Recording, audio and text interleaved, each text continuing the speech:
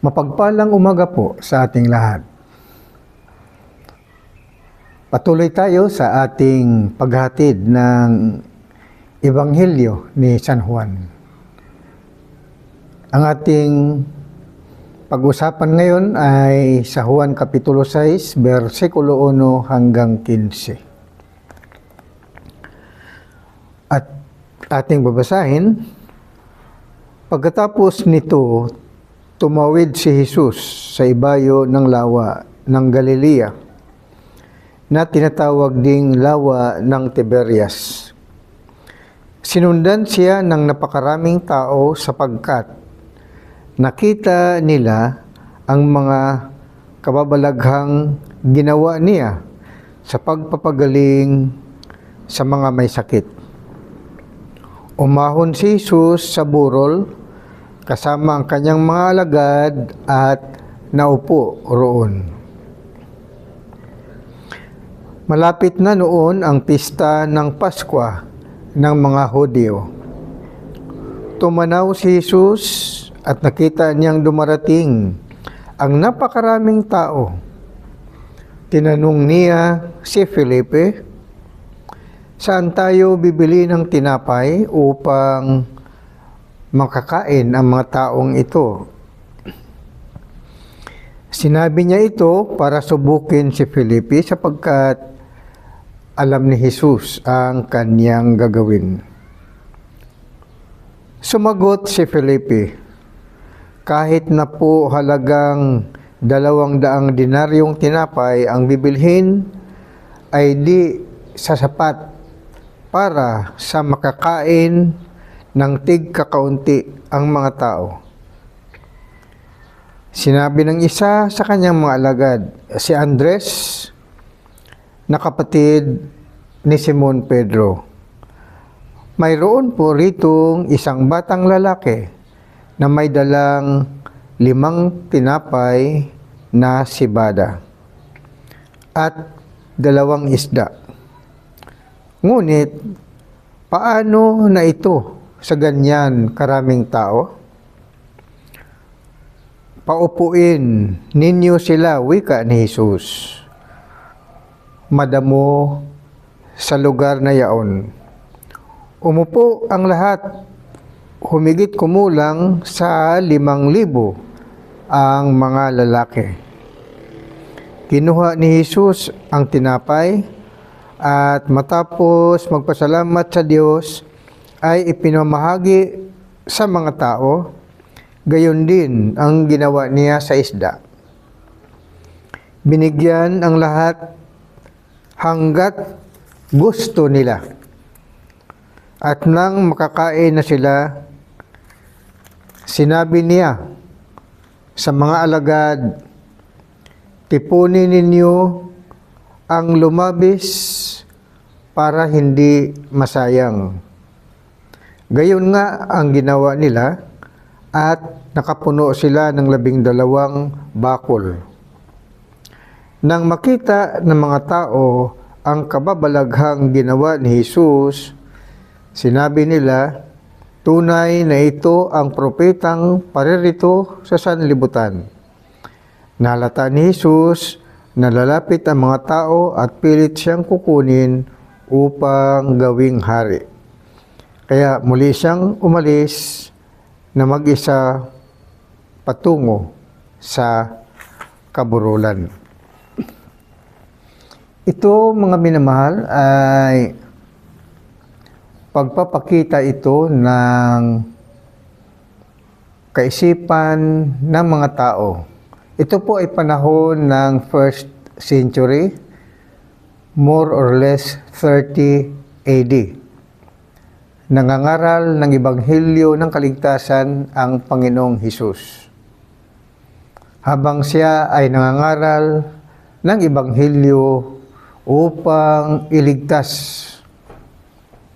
at bigyan ng kapatawaran ng mga kasalanan ang mga Israelita, ay kaakibat naman ng kanyang pangaral ay mga kapangyarihan ng paggawa ng mga himala at pagaling ng mga may sakit. Kaya marami ang sa kanya ay naghahanap at kung saan siya pumupunta, siya po ay sinusundan ng libu-libong mga Israelita. So, itong ating pag-usapan sa Juan Kapitulo 6, versikulo 1 hanggang 15, ay ang mga tao, mga Israelita na sumunod sa Kanya, na kahit nandoon siya sa kabundukan, doon sa ilang, pinupuntahan pa rin siya. Dahil ang mga tao nangailangan ng kagalingan sa kanilang mga sakit. Ibig nilang malunasan ang kanilang mga problema sa buhay. Nang ibig sabihin, ang mga namahala sa kanila ay napabayaan sila sa kanilang mga pangangailangan. At alam rin ito ng Panginoong Diyos na nagsipangalat ang mga sambahayan ni Israel. Kaya pinadala niya ang kanyang bugtong na anak na si Jesucristo upang muli sila ay tipunin at panumbalikin silang lahat sa Diyos. Kaya nila naranasan ang mga kahirapan, ang mga pang-aapi, ang mga malaking problema dahil na rin sa kanilang kapabayaan sa pagkilala sa Panginoong Diyos. Tumalikod sila, ngunit dahil mahal ng Diyos ang sanglibutan, kaya ipinadala niya ang kanyang bugtong na anak upang tipunin muli ang sangbahayan ni Israel.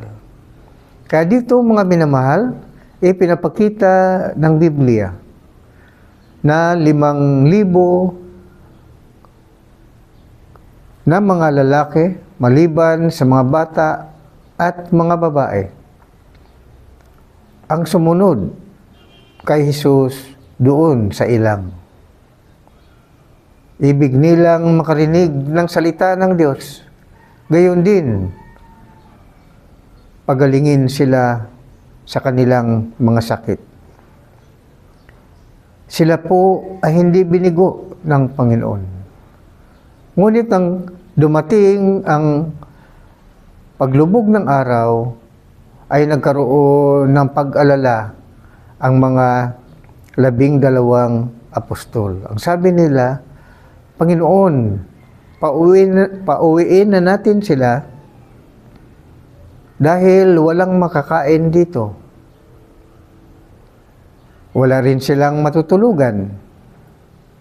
Dapat pabalikin natin sila sa mga kanayunan upang bumili sila ng kanilang sariling pagkain at doon na rin sila matutulog. Ngunit sumagot si Jesus. Ang sabi niya, paupuin silang lahat. Ngunit sabi ng mga apostoles,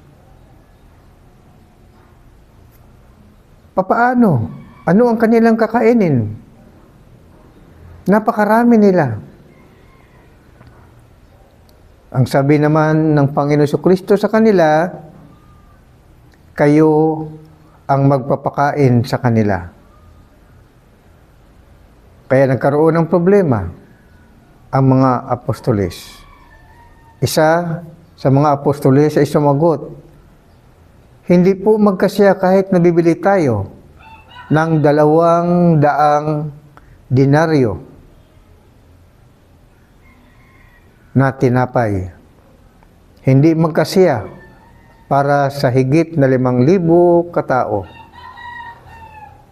Kahit tigkakaunti ang ibibigay. Ngunit may isa rin namang apostol na nagsabi, Meron ditong bata na may dala ng 5 sibadang tinapay at 2 isda. Sinabi ni Jesus, huwag na kayong magkaroon ng problema, ibigay ninyo sa akin ang 5 tinapay at 2 isda.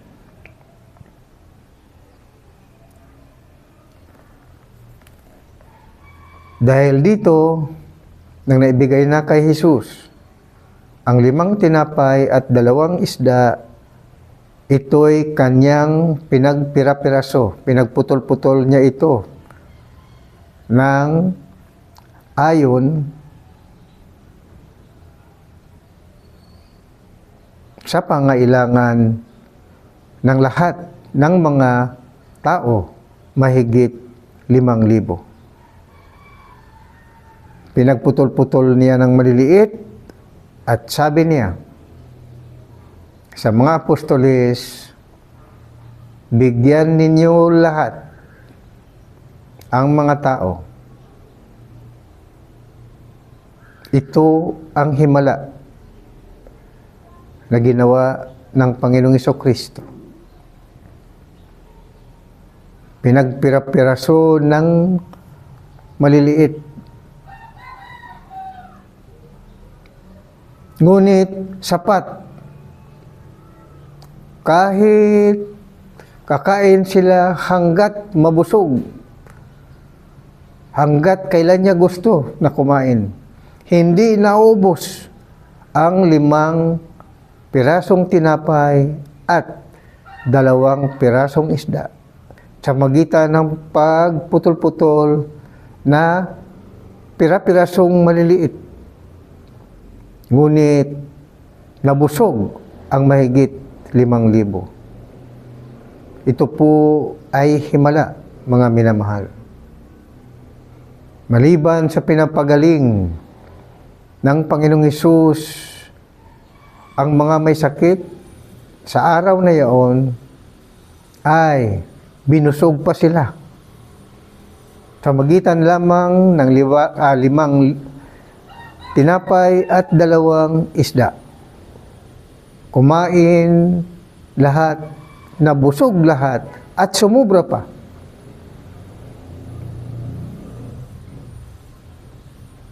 Ng 12 basket ang mga naiwanang hindi naubos ng mga tinapay at isda.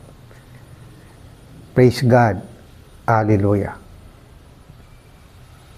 Mga minamahal, nagawa ito ng Panginoong Hesus dahil ang lahat ng kapangyarihan ng Diyos Ama ay ibinigay sa Kanya, na kung papaanong halos 1,000,000 ng mga Israelita doon sa ilang na nanggaling sa Mount Sinai upang puntahan ang lupang ipinangako ng Diyos sa lahi ni Abraham, Isaac at Jacob, na araw-araw sa 40 taon ay binigyan ng pagkain at ulam ang mga Israelita sa ilang ng Old Testament times. Sila ang mga magulang ng mga Israelita sa panahon ni Kristo sa New Testament. Ang 5,000 katao ay bahagi lamang ng mga apo sa tuhod ng mga nakaranas ng pagkain galing sa langit na ibinigay ng Diyos para lamang ipakita kay Moises ang kapangyarihan ng Diyos na kapag nagutom ang kanyang mga lingkod at bayan ay hindi nagpapabaya ang Diyos. Sa ilang binigyan ng mana mula sa langit Ang mana ay kasinlaki ng tinatawag na coriander seed or buto ng kulantro. Ang hugis nito ay 3 hanggang 5 millimeters. Siguro ang buto nito ay kasinlaki ng makita natin yung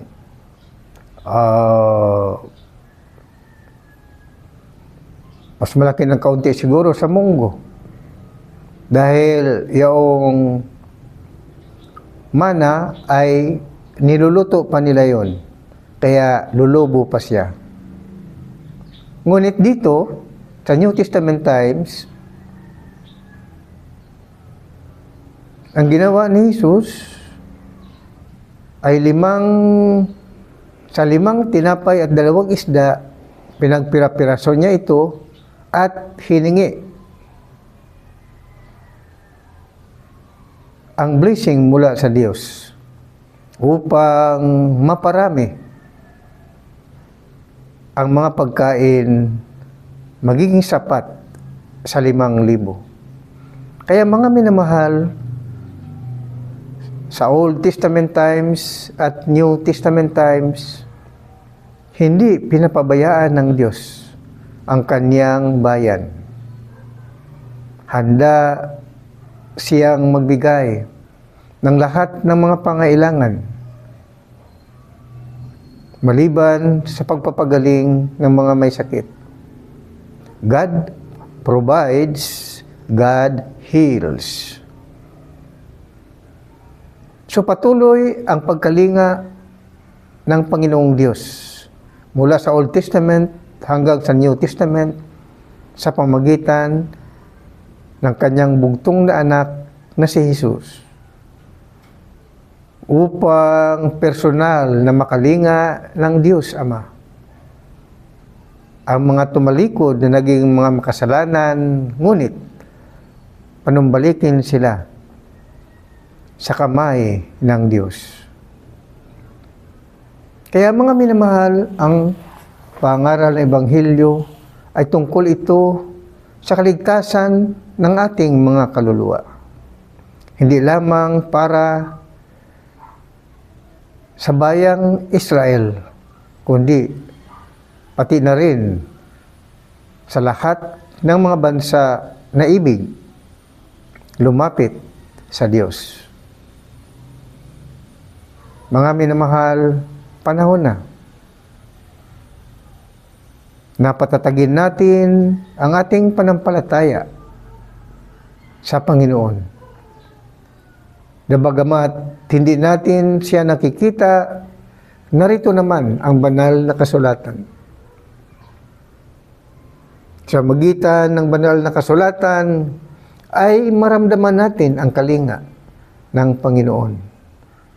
Dahil kung ating tanggapin ang Panginoong Hesus bilang ating Diyos Ama sa Espiritu at sa katotohanan, siya ang Panginoon at ating tagapagligtas. Tayo'y aalagaan niya, kakalingain niya tayo, ilayo niya tayo sa kapahamakan, tulungan tayo sa lahat ng ating mga pangailangan, bigyan tayo ng pag-asa upang malunasan ang lahat ng ating mga problema. Sa ating mga panalangin, oo nga, minsan, maaring hanggang ngayon ay hindi pa rin natugunan ang inyong mga panalangin. Ngunit, maliwanag din ang sinabi ng banal na kasulatan. In God's time, darating ang mga solusyon ng mga problema at maalis ang mga kahirapan. Sa bawat bagay sa ilalim ng langit ay may kapanahunan. So mga minamahal, ikaw, ako, ang iyong pamilya, mga mahal natin sa buhay, mga kapitbahay, at sa buong bansa, nawa, Huwag tayong mawala ng pag-asa. Ang mga kahirapan na ating naranasan sa ngayon, idulog natin sa ating Panginoong Diyos. Sa magitan ni Jesus na ating Diyos Ama sa Espiritu at sa katotohanan, God provides. He owns the silver and the gold. Kaya niya na ihango tayo sa lahat ng mga problema, pagalingin ang ating mga sakit, lunasan ang ating kahirapan, bigyan tayo ng bagong pag-asa. Ang mahalaga ay patuloy tayo sa ating pananampalataya na katulad ng ginawa ng Panginoong Hesus sa pagbigay ng pagkain sa 5,000 mahigit katao sa pamamagitan lamang ng 5 pirasong tinapay at 2 pirasong isda. Sa pamamagitan ng ating panampalataya, maibsan ang ating mga problema. Kailangan lamang ang ating tapat na panampalataya at tiwala sa Panginoong Hesus na siyang ating Diyos Ama sa Espiritu at sa katotohanan at ating tagapagligtas.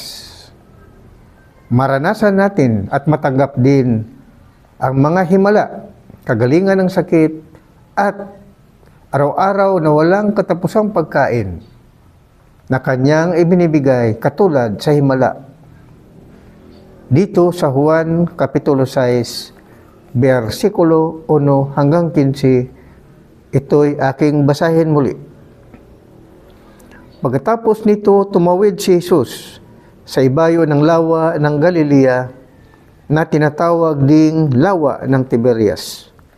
Sinundan siya ng napakaraming tao sapagkat nakita nila ang mga kababalaghang ginawa niya sa pagpapagaling sa mga may sakit. Umahon si Jesus sa burol kasama ang kanyang mga alagad at naupo roon. Malapit na noon ang pista ng Pasko ng mga Hudyo. Tumanaw si Jesus at nakita niyang dumarating ang napakaraming tao. Tinanong niya si Felipe, "Saan tayo bibili ng tinapay upang makakain ang mga taong ito?" Sinabi niya ito para subukin si Felipe, sapagkat alam ni Jesus ang kanyang gagawin. Sumagot si Felipe, "Kahit na po halagang 200 dinaryong tinapay ang bibilhin, ay di sasapat para makakain ng tigkakaunti ang mga tao." Sinabi ng isa sa kanyang mga alagad, si Andres, na kapatid ni Simon Pedro, "Mayroon po ritong isang batang lalaki na may dalang 5 tinapay na sibada at 2 isda. Ngunit, gaano na ito sa ganyang karaming tao? Paupuin ninyo sila," wika ni Jesus. Madamo sa lugar na yaon, umupo ang lahat, humigit kumulang sa 5,000. Ang mga lalaki, kinuha ni Jesus ang tinapay at matapos magpasalamat sa Diyos, ay ipinamamahagi sa mga tao. Gayon din ang ginawa niya sa isda. Binigyan ang lahat hanggat gusto nila. At nang makakain na sila, sinabi niya sa mga alagad, "Tipunin ninyo ang lumabis para hindi masayang." Gayon nga ang ginawa nila at nakapuno sila ng 12 bakol. Nang makita ng mga tao ang kabalaghang ginawa ni Jesus, sinabi nila, Tunay na ito ang propetang paririto sa sanlibutan. Nahalata ni Jesus na lalapit ang mga tao at pilit siyang kukunin upang gawing hari. Kaya muli siyang umalis na mag-isa patungo sa kaburulan. Amen and amen. Praise God. Hallelujah. Mapagpalang umaga po sa inyong lahat. God bless us all.